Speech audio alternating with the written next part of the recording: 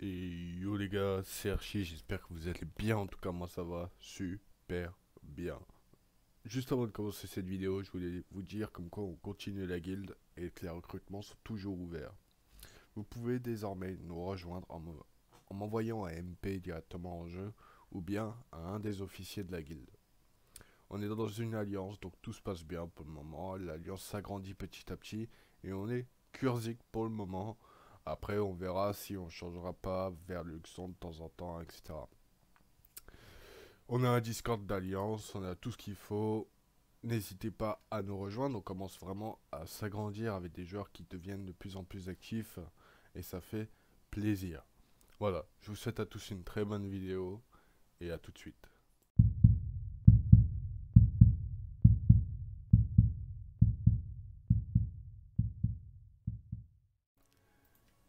Et bonjour à tous et bienvenue dans cette vidéo comment bien débuter sur Guild Wars 1. Dans cette vidéo, on va voir quelques petits tips, quelques petites choses pour faire les bons choix et pour votre avancée dans Guild Wars 1.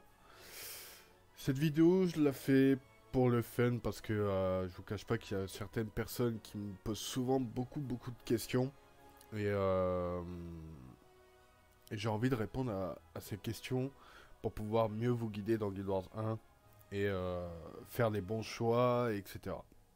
On va commencer directement par la création d'un personnage.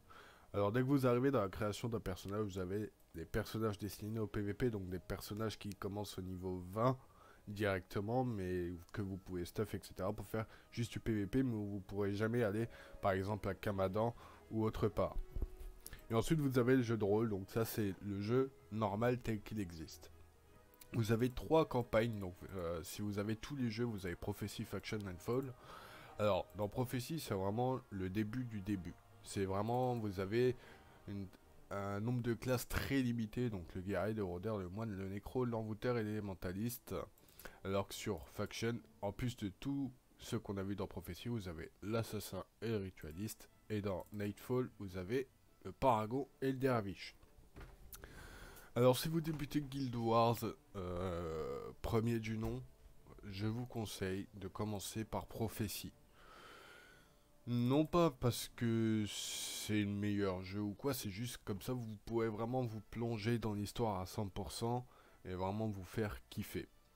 Au niveau des classes, euh, c'est juste une question de choix, on va dire. Le guerrier, c'est plus du corps à corps, tank, machin, comme dans beaucoup de jeux. Ensuite, on a le rôdeur qui peut avoir un familier, donc si vous voulez avoir un tigre, un félin ou quelque chose, ou jouer à l'arc même, c'est le rôdeur qu'il faut prendre. Ensuite, on a le moine. Donc, le moine, c'est la classe heal, donc Guild Wars premier du nom. Donc là, c'est du heal ou de la protection. Il peut aussi faire des dégâts avec la faveur avec les enchantements de châtiment. Et c'est plutôt une très bonne classe. Par contre, c'est vrai qu'il faut énormément de réactivité en late game si jamais vous allez faire des zones ou quelque chose. Faut être très réactif sur la barre de vie de vos alliés. Le nécromant, c'est assez fun. Vous pouvez faire des horreurs squelettiques. Et ces horreurs-là, après, vous pouvez, bien sûr, faire en sorte qu'elles combattent. En fait, c'est des horreurs qui vont venir avec vous. Donc, en gros, par exemple, à chaque cadavre, vous pouvez invoquer des horreurs, des golems, des trucs comme ça. Et du coup, elles vont aller tanker et attaquer en front lane, quoi. C'est vraiment du corps à corps. Il y a juste une seule créature qui tire un peu de loin comme ça et qui coûte beaucoup de mana à créer. Ensuite, on a... non, pardon, on va continuer encore sur le nécromant. Donc le nécromant, il peut aussi faire des puits. Donc des puits, en fait, c'est... en gros, c'est des grosses zones où dedans, vous pouvez soit gagner de la vie ou avoir des caractéristiques augmentées, etc. Soit vous pouvez aussi jouer magie du sang et du coup vos attaques récupèrent beaucoup de vie. C'est du vol-vie en fait, clairement. Ensuite on a l'envoûteur. L'envoûteur, qu'est-ce que c'est? L'envoûteur, c'est une classe qui je trouve est vraiment focalisée sur Guild Wars. J'ai pas vu de classe ressemblant à l'envoûteur dans d'autres jeux. C'est vrai que c'est une classe qui est très très particulière du fait que on joue vraiment sur, bon, comme le nom indique, sur l'envoûtement, en fait, sur le psychique des mobs ou des ennemis, quoi. En gros, par exemple, si vous faites empathie, à chaque fois que le mob va taper, il va prendre des dégâts. En fait, c'est un mage noir, si vous préférez. C'est un mage qui fait des dégâts, mais via la pensée, qui interagit sur la pensée des ennemis, si vous préférez. Donc, si vous attaquez directement dans son cerveau, c'est assez marrant à jouer quand même. Mais c'est une classe qui demande à beaucoup lire les compétences. Vraiment beaucoup de lire les compétences parce que elle reste quand même relativement compliquée à prendre en main. Après, une fois que vous l'avez en main, c'est un bonheur. Et ensuite, vous avez l'élémentaliste. Donc là, vous pouvez contrôler le feu, l'air, l'eau et la foudre, par exemple, etc. So, donc ça, je vous conseille de commencer directement par prophétie, mais si vous voulez pas, bien sûr, commencer par prophétie, vous pouvez aller sur faction. Et du coup, là, vous avez par exemple l'assassin qui rentre en jeu. Donc là, c'est la maîtrise dans le déplacement des ombres, etc. Moi, c'est mon personnage, enfin ma classe principale que je joue le plus et qui me donne un plaisir de jeu énormissime parce que vous avez énormément de TP, vous avez beaucoup de TP, vous avez beaucoup de dégâts et franchement, c'est vraiment super fun à jouer. Le ritualiste, qu'est-ce que c'est? C'est entre guillemets, si vous avez joué à Guild Wars 2, c'est le revenant. Bon, normalement c'est l'inverse, hein. C'est plutôt le revenant qui est un peu le ritualiste, mais pas totalement. En fait, euh, vous allez faire appel dans l'outre-monde. Donc dans l'outre-monde dans Guild Wars, c'est la mort, quoi, clairement. C'est là où tous les gens sont morts. Vous allez faire appel en fait dans l'outre-monde pour invoquer des esprits dans le monde réel et que ceux-là, soit ils pourront générer des buffs, donc heal votre équipe, soit faire des dégâts, soit protéger, soit enfin, c'est vraiment très bien comme starter, c'est vraiment très cool à jouer et je vous conseille euh, cette classe-là si vous débutez dans Guild Wars parce que elle est facile de prise en main et vous allez passer un très bon moment. Dans Nightfall, nous avons le Paragon. Alors le Paragon, si vous avez joué à Guild Wars 2, parce que la plupart des gens qui veulent jouer à Guild Wars 1, généralement ont joué à Guild Wars 2, c'est le gardien. C'est plutôt, on est plus axé vers le gardien. Donc en fait, le gardien, c'est plus un mix entre le guerrier, le moine et le Paragon. Euh, le Paragon, pourquoi? Parce que sur le gardien, il y a énormément de cris, de buffs, etc. Et le Paragon, c'est que ça, du cri, des buffs. Donc par exemple, pour aller plus vite, pour tout le monde gagne plus de mana, etc. C'est très OP. Mais par contre, le contenu endgame est assez limité sur le Paragon. Euh, le Dervish, donc le Dervish est vraiment une classe très jouée dans Guild Wars 1, du fait qu'il peut faire énormément de endgame, qui est très favorisé en endgame. Et c'est ça qui est intéressant sur le Dervish. Le Dervish sur Guild Wars 2, je peux pas vous donner d'exemple parce qu'il n'existe pas du tout.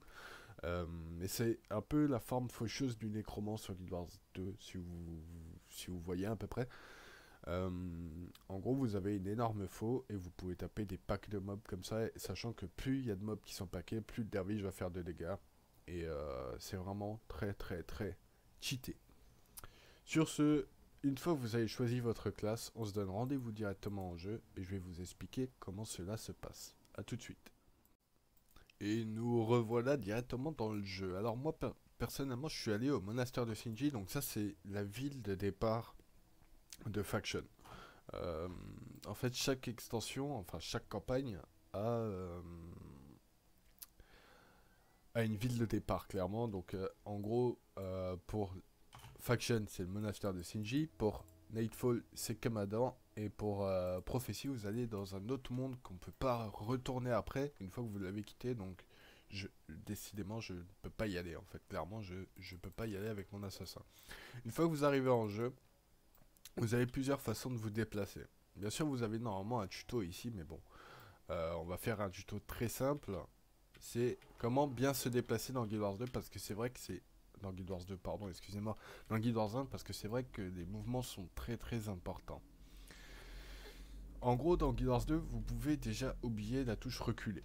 Dans Guild Wars 2. Dans Guild Wars 1, encore une fois, vous pouvez oublier la touche reculer, franchement, elle ne sert pas à grand chose à part en rester de temps en temps. Pour mieux vous déplacer, je vous conseille les déplacements latéraux, comme ceci, donc Q et D, et Z. Et si jamais vous avez besoin, vous pouvez, avec la souris, rester appuyé sur le bouton droit de la souris pour pouvoir déplacer votre personnage comme ça. Et même encore, je vous dis Q et D, mais en vrai, vous pouvez tout faire comme ça. Et si jamais vous avez besoin de faire un demi-tour, bah, vous faites comme ça. Vous appuyez sur X. Voilà. Si vous appuyez sur X, vous pouvez voir que vous faites des demi-tours rapidement. Donc ça, c'est vraiment le b.a.-ba. Les déplacements dans le jeu vont vous servir tout le temps. Parce que si vous restez pas, si vous appuyez que sur Z et vous vous déplacez la souris comme ça, vous avez facilement accès à votre barre de compétences jusqu'à au moins 5. Pour 6, 7, 8, moi je vous conseille de les rebind. Moi personnellement, comme vous pouvez aller, comme je vais vous montrer, j'ai rebind mes touches. Donc personnellement, moi j'ai des boutons sur la souris, donc j'ai mis 6 et 7 sur ma souris et le 8 sur A. Parce que A ne sert pas à grand chose. Donc moi mon A c'est ma compétence 8. Ça vous permettra d'être beaucoup plus actif dans votre gameplay, d'accéder à vos compétences beaucoup plus rapidement. Faut savoir que dans un MMO, même dans Guild Wars 2, normalement vous n'êtes pas censé jouer comme ça. 1, 2, 3, vous perdez un temps énorme à cliquer. Et surtout si vous êtes moine ou quelque chose et qu'il faut faire du DPS ou heal très rapidement, ne jouez pas à la souris. C'est interdit par la loi.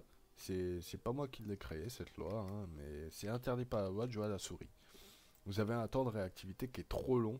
Et si vous vous habituez directement à jouer directement avec les touches de votre clavier, vous serez beaucoup mieux en endgame que là, tout de suite. Enfin, vous serez beaucoup mieux en endgame qu'en jouant au clic. C'est même pour votre confort de jeu, vous vous sentirez beaucoup mieux. Ensuite, une fois qu'on a, du coup, vous avez rebind vos touches, etc., il y a plusieurs PNJ. Alors, bon, vous, votre but, c'est de suivre votre quête principale. Donc, votre quête principale s'affichera avec un petit curseur vert qui apparaîtra sur votre carte ici, qui vous dira où aller. Par exemple, après, si vous mettez la carte, vous pouvez regarder directement où ça vous mène. Ensuite, au niveau des PNJ. Donc là, on a un costumier et un chapeau festif. Si vous débutez le jeu, ça sert à rien d'aller les voir. Vous aurez que dalle. Compétences, là vous pourrez acheter quelques petites compétences, mais je vous conseille pas d'en acheter directement. Gardez plutôt votre argent pour vous acheter une armure un peu plus tard dans le jeu. Bien sûr, pas celle du monastère de Shinji, dans une autre ville plus tard qui s'appellera Sorte de Kaineng si vous jouez dans Faction, qui s'appellera Sanctuaire des Lanciers du Soleil si vous jouez dans Nightfall, et qui s'appellera Forge de Draknar. Oui, Forge de Draknar si vous jouez dans Prophétie. Voilà, tout simplement. Comme ça, vous savez où sont vos armures max et quand est-ce que vous pourrez acheter votre armure. Ensuite, on a les marchands. Alors, les marchands, il y a deux sortes de marchands, apparemment. Non, c'est les mêmes. Du coup, vous avez les nécessaires de recyclage. Alors, si vous avez joué à Guild Wars 2, vous savez très bien à quoi ça sert, les nécessaires de recyclage. Mais attention, par rapport à Guild Wars 2, il faut acheter un nécessaire d'identification avant, parce que sinon, vous allez recycler sans même savoir ce que vous allez recycler. Donc, c'est un peu con, mais bon, voilà. Du coup, il faut identifier votre objet pour savoir quel mode il a, etc. Et ensuite, le recycler si celui-ci ne vous intéresse pas. Vous avez la JUR, donc un petit emplacement. Par contre, si vous commencez dans Faction, il y a une quête qui est à un des trois mecs qu'il y a ici, qui vous donne justement la Giberne. Donc vaut mieux la faire. Je crois que c'est lui. C'est lui.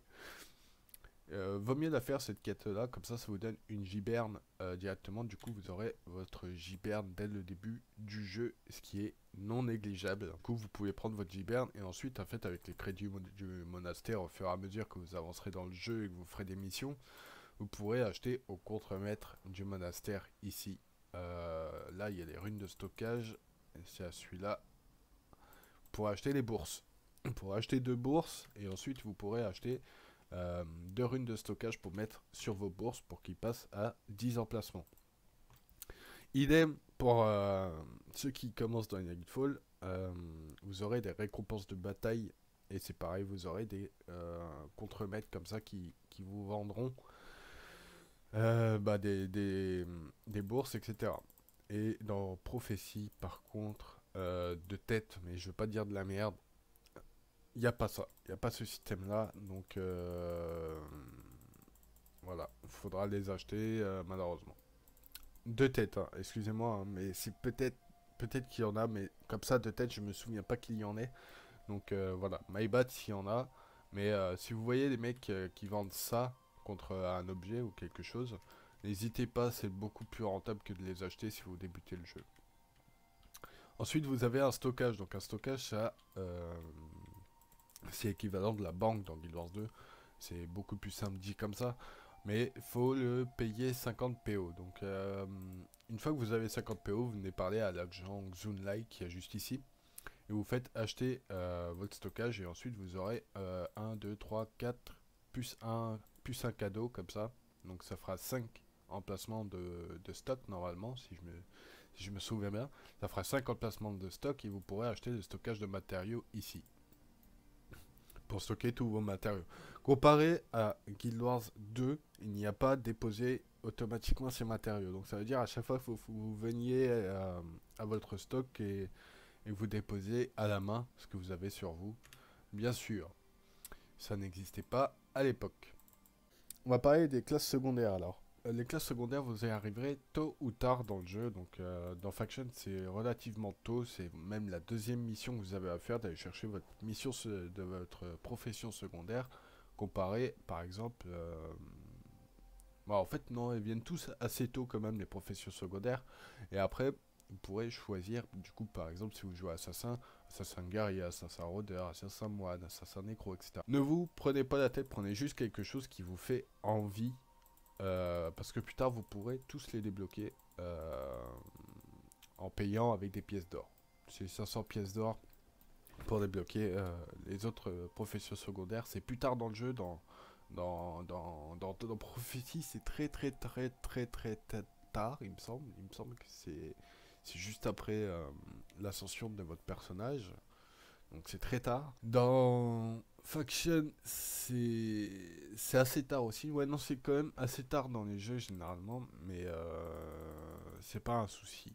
Prenez le temps, faites-vous kiffer, prenez une profession qui pourrait vous faire kiffer et profitez du jeu tel qu'il a été créé.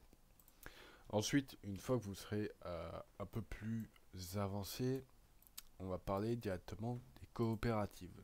Au fur et à mesure que vous allez avancer dans Guild Wars 1, vous allez tomber sur des villes comme ça où vous aurez plus de quêtes.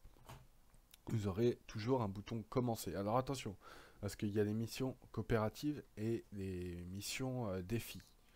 Pour différencier les deux, c'est simple. En fait, quand vous n'avez pas fait une mission coopérative, celle-ci va clignoter en blanc. Par rapport à une mission défi qui ne va pas clignoter du tout, en fait. Vous aurez peut-être une ville où vous avez un commencé, par exemple le gosier du dragon ici, qui est une mission défi et non une mission coopérative. Alors en gros, c'est pas nécessaire à l'avancée de votre périple dans votre campagne. C'est vraiment pas nécessaire.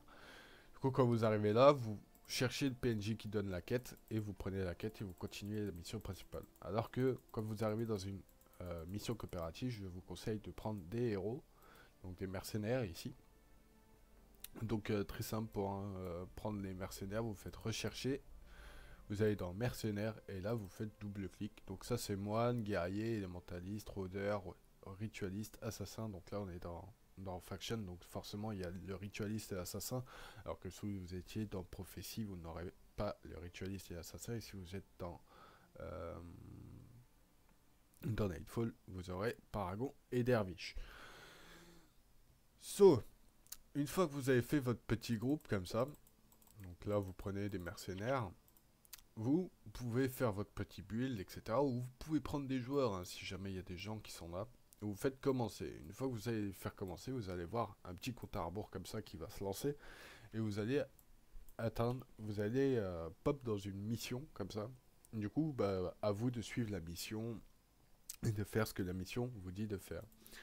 Si jamais vous voulez vous attaquer au bonus des missions directement, en fait, quand vous êtes en mission, quand vous appuyez sur L, vous avez du coup votre journal de quête et dedans vous pouvez voir quel est le bonus de la mission. Donc par exemple dans Faction, toutes les missions sont, sont sur le temps, les bonus sont sur le temps, alors que dans Prophecy, toutes les missions, les bonus sont des objectifs implantés en plus de la mission à faire. Donc voilà, par exemple. Pareil dans Nightfall, il me semble que la plupart sont sur le temps, mais il y a aussi beaucoup de missions. Nightfall en fait c'est un mix des deux. Voilà.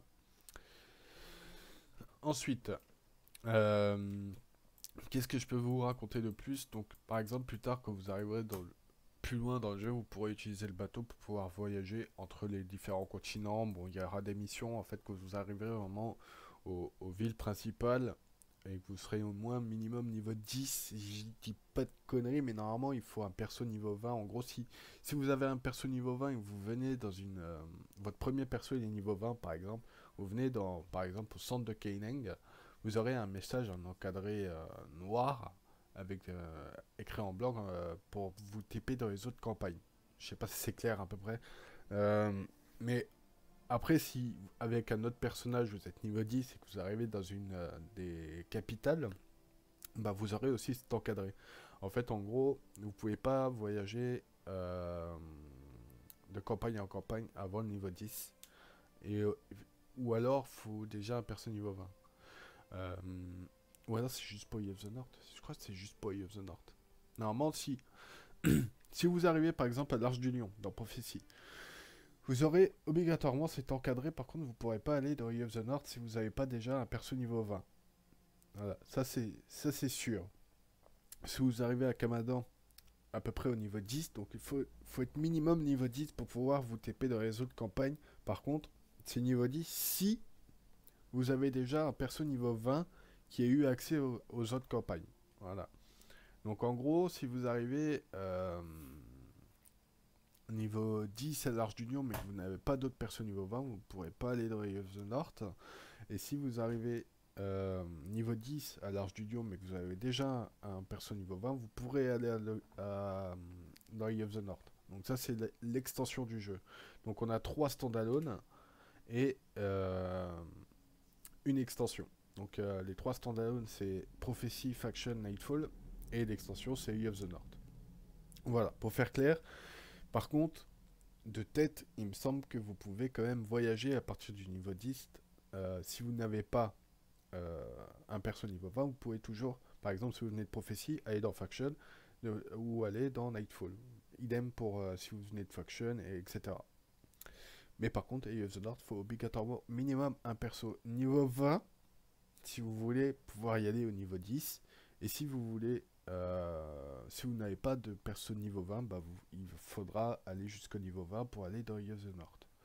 Voilà, j'espère que c'est clair. Excusez-moi, je sais pas trop comment formuler le truc, mais en gros, c'est ça. Ensuite, il existe plusieurs catégories d'armures dans le jeu. Il y a les armures normales, donc qui coûtent 1K pièce, et les armures élites qui vont vous coûter entre 10 et 15K pièces. Donc ça, c'est à vous de voir. En soi, les stats ne changent pas, c'est juste qu'elles sont plus jolies, généralement, et voilà.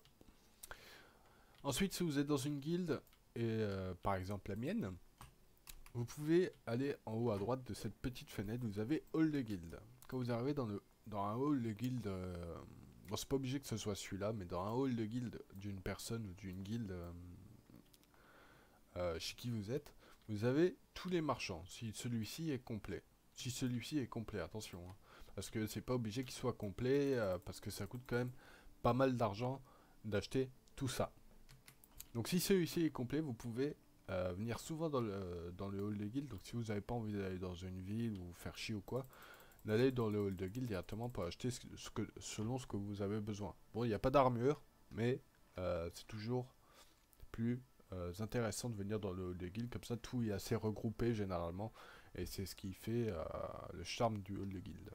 Vous pouvez acheter des runes. Donc les runes, en gros, ça vous donne vraiment des buffs. Donc par exemple... il y a plus 1 art des ombres qui va augmenter du coup cette caractéristique qui est ici. ou alors art critique ou quoi. Par contre, attention, si vous jouez assassin, mais que votre seconde classe est paragon, comme moi, vous ne pourrez pas équiper de runes de paragon.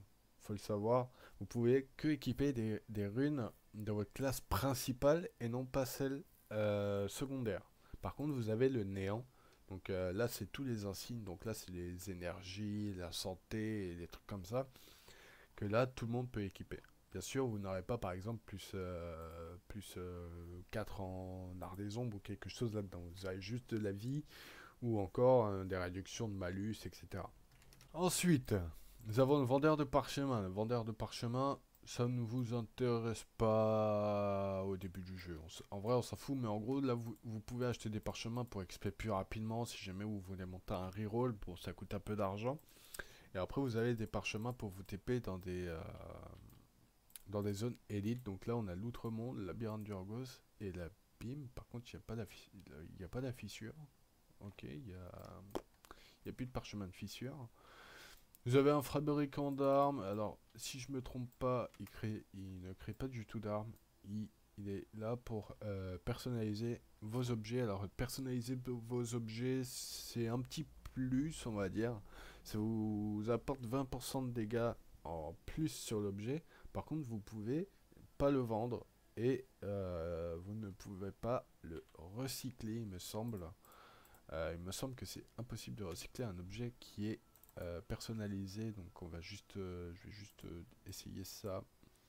Donc c'est les dagues de l'oppresseur, c'est celle-ci. Voilà. Ah oui, non mais je pense qu'il est là. Attendez. Hop.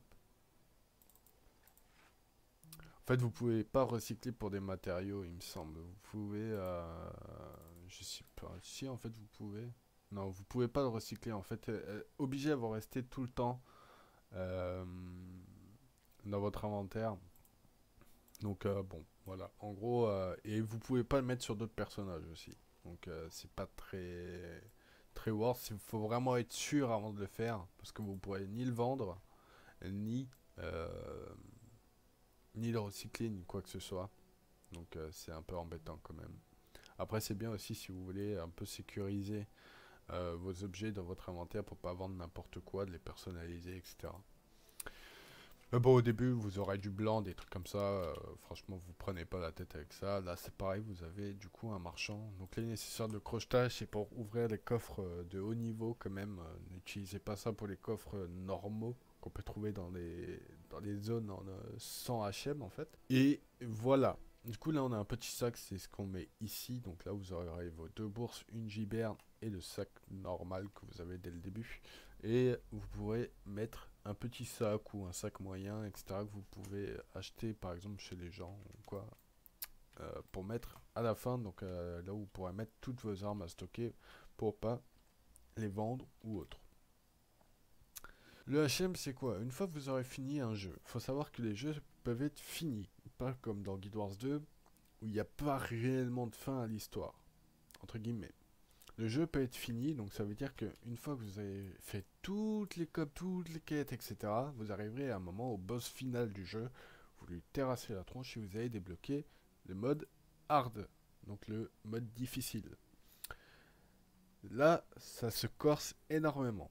Là, il faut savoir que les mobs vont d'un coup prendre énormément de level. Déjà, même si vous allez dans une zone où les mobs de base étaient level 4, ils vont devenir entre level 20 et level 24, voire 26 selon les zones. Donc faites très attention. Enfin après, faites très attention, non, mais partez équipé quoi. Faut pas y aller en mode j'y vais avec mon armure 20 euh, en mode YOLO. Non, ça marchait pas le hard mode comme ça. Et après, vous pouvez de nouveau vous retaper toutes les missions si vous voulez et toutes les zones. Après, vous avez aussi un système de titres. Donc, par exemple, vous pouvez finir toutes les missions en normal. Donc, par exemple, qui vous donnera le titre protecteur. Donc, ça, c'est finir toutes les missions d'une campagne avec bonus en mode normal. Et ça, c'est finir toutes les missions d'une campagne, donc un standalone, avec bonus en mode difficile. Voilà. Donc après, voilà, après vous pouvez compléter vos titres petit à petit. Après, vous avez les chasseurs de compétences. Enfin, il y a énormément de titres à accomplir dans le jeu. Et à la fin, si vous arrivez à accomplir 30 titres au max, vous avez le titre R6 crème, comme on l'appelle, qui s'appelle Dieu parmi les hommes. Moi, je suis actuellement R3 avec 18 titres obtenus au max. J'essaie de le faire, je vous cache pas que j'essaie de me motiver à le faire parce que j'ai envie d'être R6 crème quand même au bout de 15 ans de jeu. Donc voilà. Voilà un petit objectif dans votre épopée. Si jamais vous voulez vraiment aller à la fin du jeu, je vous conseille de faire le R6 crème pour vous dire j'ai fini le jeu. Voilà. Ensuite, niveau contenu in-game, ça dépend de votre classe. Je vous cache pas que ça dépend de votre classe et je pense que je vais refaire des vidéos un peu plus détaillées sur les classes, sur ce qu'ils peuvent faire à la fin, etc. Dites-moi en commentaire si ça vous dirait que je fasse ce genre de vidéo. Moi là, je pense qu'on a fait à peu près le tour sur ce que je peux vous expliquer en début de jeu. Après, vous pouvez aussi faire des dessins sur la carte et vous pouvez cliquer comme ça, comme sur Guild Wars 2. Euh, puisque pour moi, la plupart des gens qui veulent venir sur Guild Wars 1, bien sûr, sont sur Guild Wars 2 déjà de base. Après, si vous n'avez jamais joué ni au 1 ni au 2, bienvenue à vous, posez-vous et contactez-moi au jeu pour rejoindre la guilde. Sur ce, j'espère que cette vidéo vous aura fait plaisir. En tout cas, moi, ça m'a fait vraiment plaisir de tourner cette petite vidéo parce que c'est vrai qu'on voit pas mal de petits nouveaux en ce moment sur le jeu et ça fait plaisir d'ailleurs, hein, ça fait très plaisir et voilà. Du coup, je vous ai donné quelques petits tips. Si jamais vous avez des questions, n'hésitez vraiment pas à me contacter en jeu. J'essaie d'être le connecté le plus souvent. En plus, en ce moment, on est confiné, donc je suis relativement actif. Du coup, voilà. Du coup, je vous fais des gros bisous à tous et on se retrouve très prochainement dans une prochaine vidéo. Et dites-moi en commentaire si ça vous intéresserait, si ça vous intéresse, pardon, si je fais des vidéos plus orientées vers les classes. Vraiment, faire prendre le temps de faire une classe par une par une. Toutes les classes une par une pour vous expliquer de A à Z comment celle-ci elle fonctionne, qu'est-ce qu'elle peut faire à la fin, etc. Si cela vous intéresse, laissez un pouce bleu. Mettez-le en commentaire, ça me fait extrêmement plaisir. On est bientôt 200 et bah, abonnez-vous. On est bientôt 200. À 200, on va faire quelque chose de sympa. Donc, let's go les gars. Let's go 200 abonnés, ça fera plaisir. Merci à tous et on se retrouve très bientôt.